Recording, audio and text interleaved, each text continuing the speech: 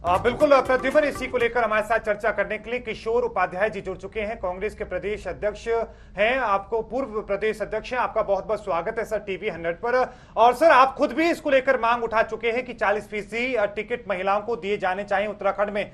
सबसे पहले सर, हम समझने की कोशिश ये करना चाहते हैं कि 40% महिलाओं को टिकट देने का जो मकसद, अगर इसकी मांग को मान लिया जाता है तो कांग्रेस को इससे फायदा क्या होगा? देखिए, कांग्रेस पार्टी फायदे और नुकसान पर बात नहीं करती है जी। देखिए, उत्तराखंड नारी विमर्श का उद्गम स्थल है और मां सती ने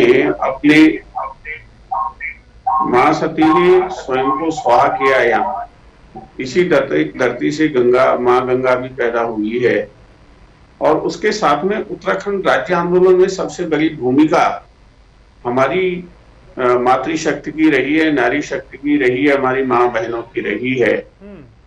और आज जो उत्तराखंड जिंदा है वो महिलाओं की ताकत पर जिंदा है। अगर आप देखेंगे, गांव अगर बसे हुए हैं।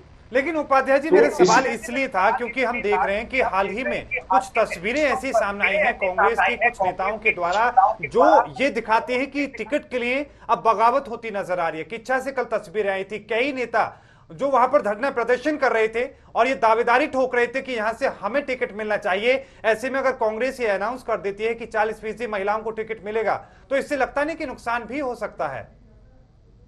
नहीं, आप एक चीज देखिए ना कि जो 40% महिलाओं को टिकट देने की जो बात की है, वो जो हमारा सर्वोच्च नेतृत्व है, हायरार्की में नंबर 3 पर प्रियंका गांधी जी आती हैं। उन्होंने उत्तर प्रदेश में ये बात कही है और यहाँ हमारे जो सर्वोच्च नेता हैं, सबसे वरिष्ठ नेता हैं हरीश रावत जी, उन्होंने कहा है कि 20% टिकट जो है वो हमारे जो एक्स सर्विसमैन हैं, भूतपूर्व सैनिक है, उनको मिलनी चाहिए। मैं उसका भी समर्थन करता हूँ। बिल्कुल। तो उससे देखिए, यहाँ 50% से अधिक जो है वो हमारी महिला मतदाता हैं। मैंने तो 2017 में जब अंबिका सोनी जी हमारी इंचार्ज थी, मैंने तो ये सुझाव तक दिया था कि एक बार महिलाओं के हाथ में पूरे प्रदेश को दीजिए और हर राजनीतिक दल महिलाओं को 70 की 70 सीटों पर लड़वाए। और एक बार जिस तरह से हमारी माँ बहन हमारे घर को चला सकती है, इंदिरा जी ने पूरे देश को चलाया, तो क्या वो एक प्रदेश को नहीं चला सकती है? चलिए ठीक है, लेकिन किशोर जी, एक मुख्य सवाल इसमें ये भी हो जाता है, क्योंकि ये सवाल आना लाजमी हो जाता है कि जब चुनाव नजदीक आ रहे होते हैं तो अलग अलग तरीके के, एक तरीके से आप कह सकते हैं एक्सपेरिमेंट यहाँ पर किए जाते हैं। तो चुनाव के आसपास आते ही इस तरीके की चीजें यहाँ पर क्यों उठाई जाती हैं, ये भी जरूर बताएं आप। यानी कि महिलाओं को साधने की कोशिश अभी क्यों हो रही है, पहले से क्यों नहीं?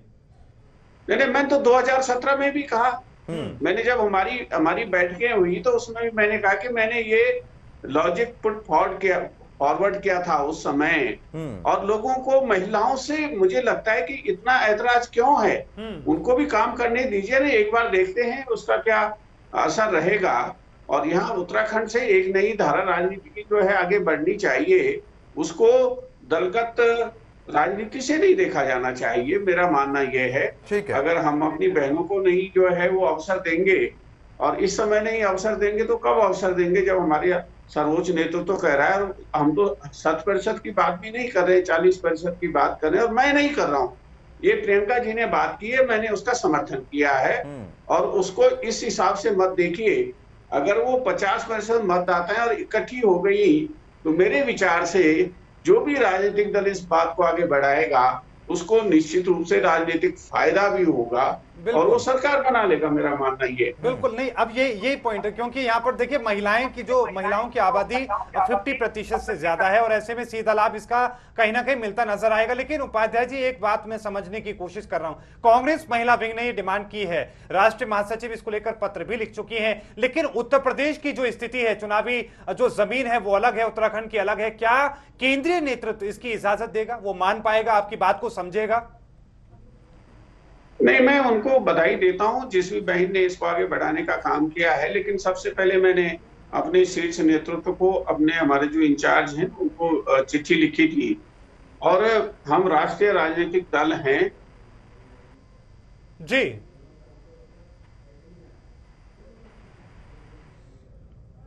जी उपाध्याय जी, आपकी आवाज हम तक नहीं पहुंच पा रही। एक बार फिर से हम संपर्क साधने की कोशिश करेंगे। प्रद्युम्न, सीधे तौर पर आपने सुना कांग्रेस के पूर्व प्रदेश अध्यक्ष किस तरीके से, जी जी जी उपाध्याय जी अपनी बात पूरी करें, हम आपको सुन पा रहे हैं। हाँ, जिससे मैं ये कहना चाहता हूँ कि इसका जो उद्गम है वो मैंने थोड़ी किया, हमारे शीर्ष नेतृत्व ने किया है। और अगर शीर्ष नेतृत्व कुछ कहता है तो उस बात को मानना चाहिए। और हम राष्ट्रीय राजनीतिक दल हैं, या तो हम ये तय कर लें कि हमको अलग अलग राज्य के लिए अलग अलग नीति बनानी है, तब अलग बात है। लेकिन अगर शीर्ष नेतृत्व कुछ कहता है तो हमको उसको मानना चाहिए। उत्तराखंड कांग्रेस कमेटी को मानना चाहिए और 40% हमारी बहनों को टिकट देना चाहिए और उस मैदान में उतारना चाहिए। चलिए ठीक है, लेकिन किशोर साहब एक चीज ये जरूर बताएं, आप 2022 विधानसभा चुनाव में काबिज होना है आप लोगों को, इसलिए तो ये कदम नहीं उठाया जा रहा है। नहीं, इसमें रिस्क क्या है? अब अगर महिलाओं ने एक बात उठाई है, मैंने प्रियंका जी की बात को आगे बढ़ाया है, और अगर आप उनको डिनाई कर देंगे तो वो तो और बड़ा खतरा है। वो फिर जो है उनके मन में आ जाएगा कि आप हमको जो है विधानसभा भेजना ही नहीं चाहते हैं, हमें प्रतिनिधित्व तो नहीं देना चाहते। और उससे बड़ी बात अभी राहुल गांधी जी ने कही है, जब तमिलनाडु से शायद कुछ विद्यार्थी उनसे मिले थे और उनको कहा कि भाई आप प्रधानमंत्री बनेंगे तो आपकी सबसे पहली क्या काम आप करोगे, तो उन्होंने कहा कि मैं जो है महिलाओं को आरक्षण दूंगा। तो हमारे जो दोनों शीर्ष नेतृत्व हैं वो इस बात को मानते हैं, तो हमको उसको आगे बढ़ाना चाहिए और उनकी बात का सम्मान करना चाहिए। बहुत बहुत अच्छी सोच है आपकी, और आपने ये चीज बताई, बहुत पहले उठा चुके हैं आप इस बात को। लेकिन ये तो विधानसभा चुनावों की बात है, टिकट का फैसला केंद्रीय नेतृत्व करेगा। लेकिन अभी मौजूदा स्थिति में उत्तराखंड में चाहे जिला अध्यक्ष हो, ये तमाम पद हैं कांग्रेस के, क्या उन पर 40% महिलाएं हैं? नहीं, देखिए अभी ये बात उठी है, आप ये देखिए कि आपको याद होगा कि जब त्रिस्तरीय जो पंचायतें हैं, नगर पालिकाएं हैं, उस समय जब राजीव गांधी जी ने ये काम किया था, उस समय भी विरोध के स्वर उठे थे, बहुत सी बातें हुई थी। लेकिन उन्होंने कहा दो बातों पे, एक तो जो ये पंचायतों में रिजर्वेशन की बात है, और दूसरा जो है जो वोट देने की उम्र कम करने की बात थी। तो उन्होंने कहा था कि हम अपने व्यक्तिगत राजनीतिक हितों के लिए इतने बड़ा जो हमारा जो ये जनसंख्या है, मतदाता है, यहाँ के निवासी हैं, उनके हितों पर कुठाराघात नहीं कर सकते हैं। और आज देखिए कितने अच्छे लोग, कितने अच्छे ढंग से ग्राम सभाएं चल रही हैं, जिला पंचायतें चल रही हैं, हमारे ब्लॉक चल रहे हैं। तो उस भावना से इसको देखा जाना चाहिए। उस समय भी विरोध के स्वर उठे थे, इस समय भी उठेंगे। वो निजी हित में, निजी स्वार्थों में उठेंगे, प्राउड उसमें नहीं उठेंगे, मेरा मानना ये। लेकिन उपाध्याय जी एक बात मैं समझने की कोशिश करूं कि अभी मौजूदा स्थिति में उत्तराखंड के अंदर महिलाओं की स्थिति कैसी नजर आ रही है आपको? महिलाओं के विकास की बातें, क्योंकि तमाम जो राजनीतिक दल हैं वो करते तो जरूर हैं, लेकिन सत्ता आने के बाद स्थिति जस की तस ही नजर आती है। तो बीजेपी सरकार में आपको कुछ विकास महिलाओं का नजर आया? नहीं, आप देखिए कि उत्तराखंड तो एक हॉटस्पॉट जैसा स्टेट बन गया है। हम न तो अपना कुछ बना पाए, न हम उत्तर प्रदेश से जो कुछ हो रहा है ठीक उसी को यहाँ रिपीट कर रहे हैं। मुझे नहीं लगता कि अभी हमने 21 सालों में जो उत्तराखंड की आवश्यकताएं हैं, हम उत्तराखंड को समझ ही नहीं पाए हैं। तो विकास क्या होगा? हमारी कोई विकास की कोई नीति नहीं है, कोई मॉड्यूल नहीं है। पर्वतीय क्षेत्र के लिए तो कोई मॉड्यूल ही नहीं है विकास। चलिए ठीक है, ये तो खैर एक आप अपना विचार रख रहे हैं, लेकिन आप एक चीज ये बताएं उपाध्याय साहब कि जिस तरीके से आप यहाँ पर सीट देने की बात कर रहे हैं महिलाओं को, लेकिन उससे पहले ही कांग्रेस में इस तरीके की स्थिति देखी गई है कि सीट लेने के लिए, एक टिकट लेने के लिए इतने लोगों की यहाँ पर तामझाम देखने को मिल रहा है। तो ऐसे में किस तरीके से स्थिति को मेंटेन कर पाएंगे आप? मैनेज कैसे होगी स्थिति? इच्छा से तस्वीरें आई थी सर सामने, वहां पर 7 आपके नेता थे जो बैठ गए थे धरने पर। उन्होंने कहा कि हम 7 दावेदार हैं यहाँ से। नहीं, ये मेल च्युविनिज्म को आप प्रश्रय नहीं दे सकते हैं। और मैं तो चाहता हूं कि ये बात जो है, ये अगर मीडिया उठाने का काम करे कि भाई 50% जो हमारा जो जनसंख्या है, जो महिलाएं हैं, ये देश उनके साथ न्याय नहीं कर पाया है, तो ये खाली उत्तराखंड का ही नहीं बल्कि पूरे देश का एक एजेंडा होना चाहिए। और अगर आप उनको न्याय नहीं देते हैं तो हम खुद अपनी माँ बहन के साथ जो है अन्याय कर रहे हैं। उसको उस दृष्टिकोण से देखिए। ऐतराज क्या हो सकता है? अगर 50 से ज्यादा पुरुष अगर चुनाव लड़ सकते हैं, विधायक बन सकते हैं, सांसद बन सकते हैं, तो वो क्यों नहीं बन सकते हैं? क्या हम उनको कमजोर समझते हैं अपनी बहनों को? नहीं, सबसे बहुत बड़ी बात महत्वपूर्ण तो बात ये कह रहे है। हैं आप। बिल्कुल बिल्कुल, ये उदाहरण दिया था, प्रियंका गांधी ने उदाहरण दिया था, अमेठी का उन्होंने उदाहरण दिया था। एक महिला वहां से प्रधान बनी हैं और उन्होंने किस तरीके से अपने गांव को संभाला, उसका उदाहरण उन्होंने दिया था।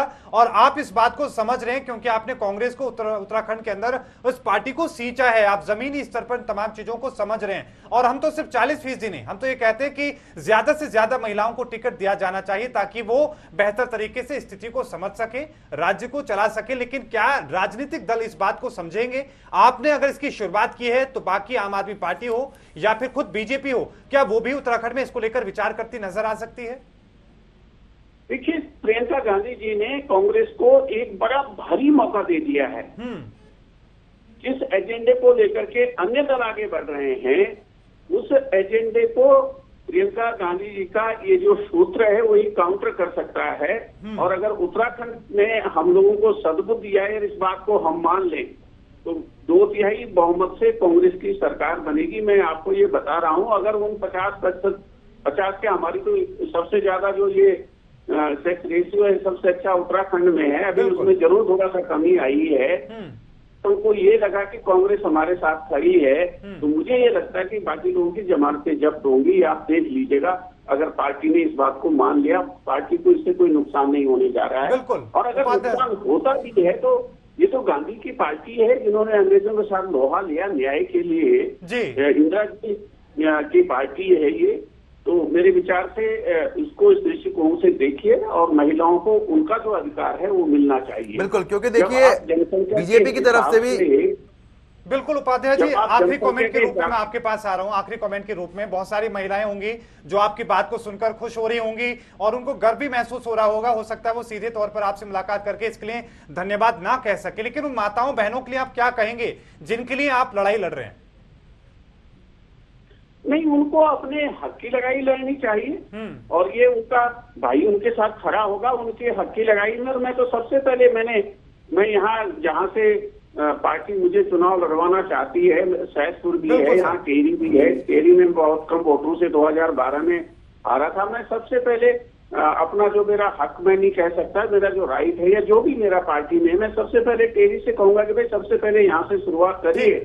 और किशोर उपाध्याय जिस तरह से अपना चुनाव लड़ता है उस बहन का चुनाव लड़वाएगा। बिल्कुल, बहुत सही बात आप कह रहे हैं सर। बहुत बहुत धन्यवाद अपना कीमती वक्त साझा करने के लिए। आपने टीवी 100 के साथ में चर्चा की और अपना कीमती वक्त टीवी 100 पर साझा किया, इसके लिए बहुत बहुत धन्यवाद। तो हमारे साथ पूर्व प्रदेश अध्यक्ष कांग्रेस के हमारे साथ जुड़े हुए थे, उन्होंने तमाम बातें कही हैं। महिलाओं के टिकट की दावेदारी के लिए लगातार वो संघर्ष करते नजर आ रहे हैं।